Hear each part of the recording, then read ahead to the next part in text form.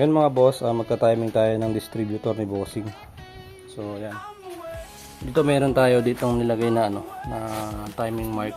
Ginuhitan natin ng puti. So yan, makikita niyo mga Bossing.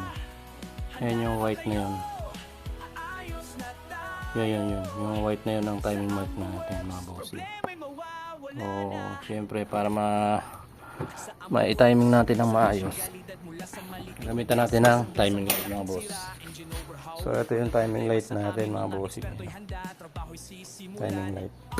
So i-connect nyo lang siya dito sa battery terminal, sa ground tsaka sa positive mga boss.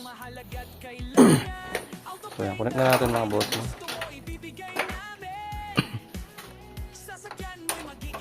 So sa positive, tapos negative lang. Tapos mga boss, ito isang connector. Ito mga boss. So isang connector lalagay natin dito sa high tension wire number 1. So may arrow yan mga boss, yun.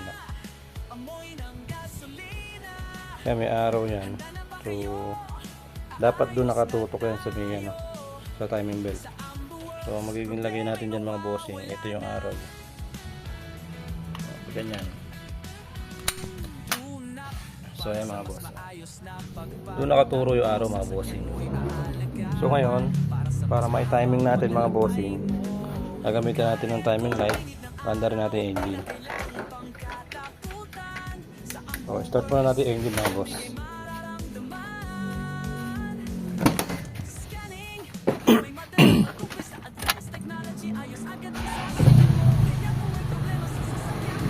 Yan, maandar na yung makina natin.